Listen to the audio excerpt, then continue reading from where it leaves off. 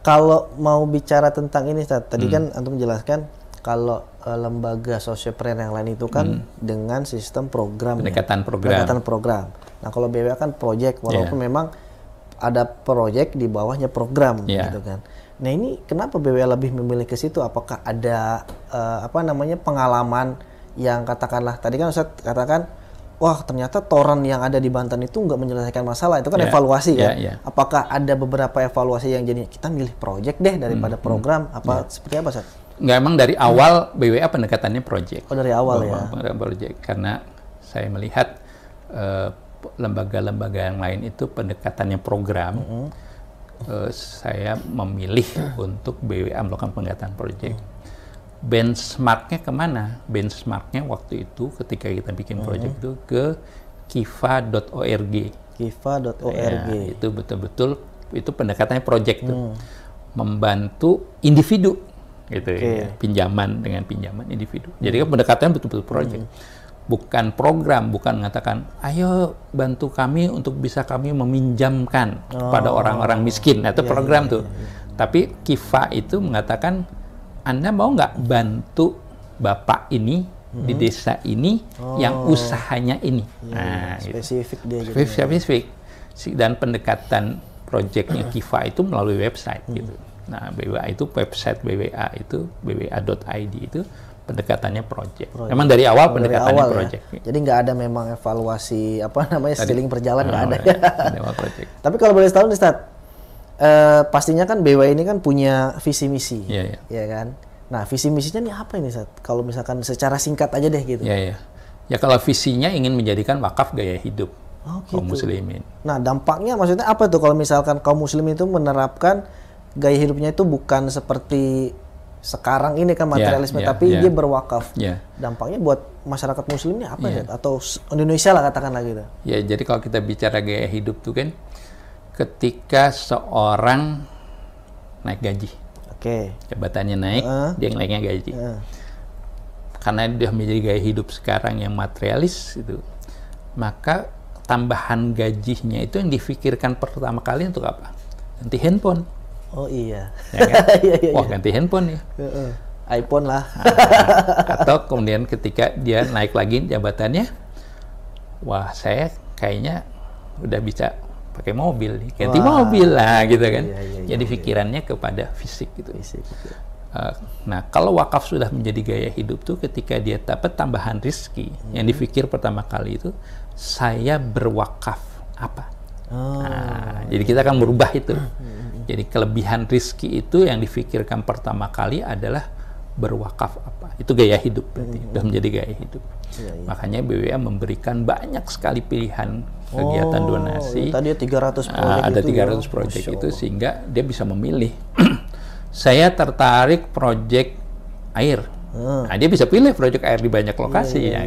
Saya tertarik proyek bangkit listrik, dia pilih beberapa proyek. Yang paling banyak Quran itu. Quran responnya paling besar. Paling besar ya, karena memang udah kalau bisa katakan udah settle kali ya dari tahun 2007 ya waktu itu ya. Masya Allah luar biasa. Kemudian gini, Ustaz, tentunya kan kita melihat ya, sering lihat di YouTube-nya Wakaf Quran itu banyak sekali video-video ya, entah itu di pelosok ada antumnya juga itu lagi ngomong itu. Kita bicara tentang keberhasilan sebuah proyek wakaf nih, Nah, ini kalau kita boleh tahu nih, proyek wakaf ini secara singkat aja Ustaz ya. Bagaimana sebuah proyek wakaf itu bisa katakanlah tadi assessment, kemudian dikerjakan, di fundraising sampai direalisasikan atau diresmikan itu. Boleh tahu nggak sedikit step-stepnya itu seperti apa atau prosesnya itu seperti apa? Jadi kalau kita bicara proyek wakaf, mungkin proyek wakaf yang antum tanyakan itu mungkin lebih dekat kalau kita melakukan pendekatannya ke proyek wakaf sarana air bersih barangkali ya. Nah, tentunya pertama kali kita dapatkan info dulu. Info dari daerah mana yang membutuhkan bantuan air bersih. Dari mana? Dari banyak sumber. Bisa dari informasi tetangga, teman, atau berita, informasi masuk ke BWA. baik masuknya secara resmi melalui surat atau informasi lisan. Nah, dari informasi-informasi yang banyak itu, tim program itu kemudian mendiskusikan. Diskusikan. Ini ada informasi, ada usulan proyek air bersih di sini, dan di sini. Nah, dari sekian proyek itu baru kita kemudian mengenai diskusi. Apakah semua usulan, semua informasi itu pasti direalisasikan? Tidak juga, tapi paling tidak BWA akan mencoba melihat seberapa valid informasi ini. Nah, untuk melakukan validasi itu tentunya dengan mensurvei lokasinya. Nah, setelah disurvei lokasinya, kita melakukan, kalau di sini kegiatan survei itu sama dengan kegiatan asesmen awal. Nah, setelah kita lakukan survei atau asesmen awal ini, kita diskusi lagi di internal BWA dan kita melihat proyek itu seberapa pentingnya bagi warga, proyek air bersih ini. Nah, kalau dianggap proyek di lokasi itu adalah perkara yang penting sekali, maka kita membangun konsep note, bangun konsep note gitu kan, sampai kemudian setelah konsep note-nya jadi dan sebagainya, tim program menjadikan itu project, dan sebelum naik ke website, project itu harus dilakukan project conference dulu kepada seluruh tim BWA untuk mendapatkan respon dari divisi-divisi lain gitu. Nah, setelah project conference itu kemudian dinaikkan ke board forum untuk mendapatkan persetujuan bahwa usulan ini menjadi proyek BWA. Nah, begitu board forum sudah memutuskan ya ini jadi proyek BWA, maka dinaikkanlah ke website. Proses fundraising dimulai. Berapa lama proses fundraising? Tergantung daripada proyeknya. Gitu. Pengalaman BWA, kalau proyek wakaf sarana air bersih itu di Indonesia Timur, responnya lebih banyak, lebih besar. Sehingga beberapa proyek BWA di Indonesia Timur itu bisa full funded dalam waktu 6 bulan. Atau tapi 10 bulan. Tergolong cepat apa lama? Tergolong cepat. Kalau untuk proyek air bersih 6 bulan atau 10 bulan itu masuk cepat. Itu bisa full funded itu. Nah, begitu proyek itu mendapatkan respon donasi dari wakif atau dari donatur itu mencapai 25 atau 30% dari nilai proyeknya, maka BWA mulai kick off proyek itu. Kick off-nya macam-macam. Misalkan mulai melakukan pembelian pipa, atau mulai melakukan pembangunan fondasi bak dan sebagainya gitu. Nah, itu setelah 25% atau 30%.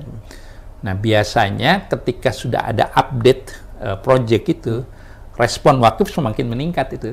Kenapa? Kok begitu? Ya karena udah berarti proyeknya sudah dikerjakan gitu kan. Dan ada update-nya gitu. Respon wakif itu semakin besar gitu. Nah, biasanya full funded-nya itu akan semakin cepat gitu. Begitu. Ya, jadi ketika mencapai 25% kita kick off, biasanya dalam waktu 3-4 bulan itu full funded gitu. Nah, barulah kemudian setelah proyeknya selesai melakukan peresmian.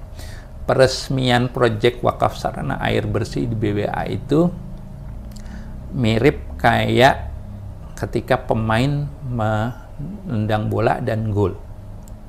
Gimana tuh maksudnya? Apa itu? Kalau pemain bola, bawa bola kemudian nendang gol, ya lo kan apa? Selebrasi kan? Iya. Kurang lebih begitulah. Jadi ketika proyek itu diresmikan itu perasaan kita tuh lega ya. Lega, senang, bahagia, lega gitu. Jadi seperti pemain bola akan selebrasi.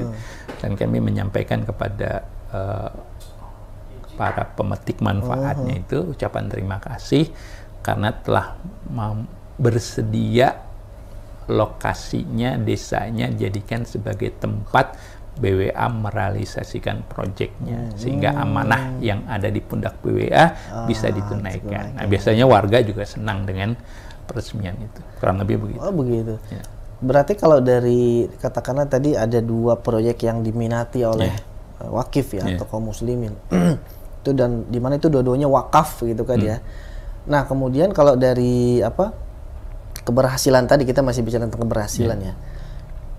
Saya nggak tahu Ustadz hafal atau enggak ya, dari proyek Al-Quran, air bersih, kemudian sampai katakanlah kita bicara yang wakaf lah ya, itu sudah ada berapa proyek Ustadz? Kalau misalkan seingat antum nih, kalau Quran ada kalau berapa? Kalau Al-Quran kita sudah lebih dari 2 juta eksemplar lah. Wow. Masya Allah. Kalau air bersih yang sudah kita resmikan, kalau nggak salah ya terakhir itu ke 42. 42? Ya, 42. Masya Allah. Kalau untuk itu tadi apa? Listrik ya? Listrik kita 8 kalau nggak salah. 8 ya? 8 proyek. Iya, kalau nggak salah, lupa sih.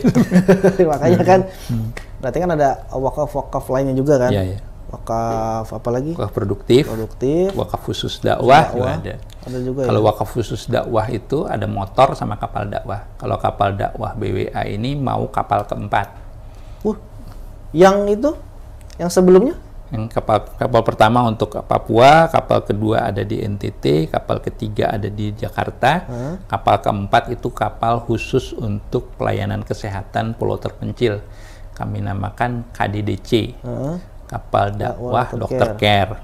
Nama kapalnya Dr. Yose Rizal Jurnalis. Oh, kok dinamain itu, Ustaz? Ya. Ada apa nih, Ustaz? Ada... Ya, karena Dr. Yose Rizal Jurnalis itu kan terkenal sebagai dokter yang betul-betul peduli dengan kondisi sosial kemasyarakatan. Jadi kita ingin dikenang beliau itu dalam sebuah kapal yang aktivitasnya adalah pelayanan kesehatan. Ya.